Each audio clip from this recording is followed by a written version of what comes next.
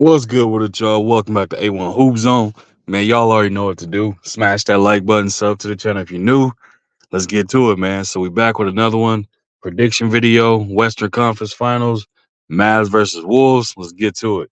Um, Obviously everybody know Mavs stole game one. Behind who?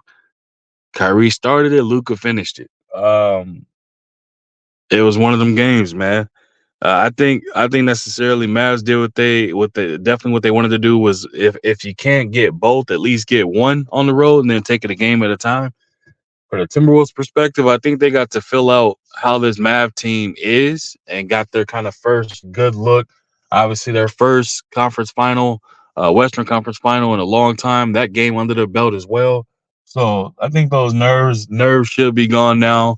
They can shake that off and go back to just playing some good basketball. Um, this game too. What's my expectation? I expect Anthony Edwards to come out guns blazing right off the bat. I expect him to guard Kyrie in spots, not as much as often as he would like. Even though he would, obviously he would like to guard him all 48 minutes. But I think that a smart thing to do, so then that way he's not looking fatigued or run down and tired and all that. In the second half is guard Kyrie in spots. Take your time. You got plenty of lengthy guards or lengthy wings that would happily guard Kyrie or they got bodies to throw at him. I wouldn't utilize Ant Man as the main individual guarding Kyrie. If I'm gonna be dead honest with y'all, you would rather have Ant Man guarding Luca than Kyrie. Only point being is Luca doesn't run a lot. Luca's not as shifty and as fast. So with him, if you pay attention to him when Luca's off the ball, it's not like he's running and doing, dive to the baskets. He's not doing a lot of cuts and stuff like that, man. It's like Luca's coming down. If he ain't got the ball, he gonna spot up or go put set a pick for somebody. He's not slashing and on the move as much as Kyrie is. Kyrie is constantly on the move. If y'all haven't noticed, man. If y'all don't believe me, go back and look at game one, or just go back and look at any random Mavericks game. You'll see what I mean. Luca is more stationary. Kyrie is on the move. Yeah, and so if I was the Wolves, that's where I would move him over to and have him guard Kyrie in spots, just because we know he's very prideful and that's what he wants. He called for it prior to this series starting, so expect him to definitely want to keep to his word. You know what I mean? He made LeBron a promise that he was gonna he was gonna avenge the loss that the Lakers took or that LeBron took, and he went out there and did just that. So for the Timberwolves, again, play it smart. Utilize your best asset to be able to maximize them, down the stretch. But I expect them to come out extremely aggressive. Same thing they're going to need from Karl Anthony Towns. They're going to need the exact same thing. They're going to need it from Mike Conley. McDaniel shot great. And the last game, they're going to need that to continue. But they need the others, the Alexander Walker, Nas Reed, they need them to come off the bench and get to it as well.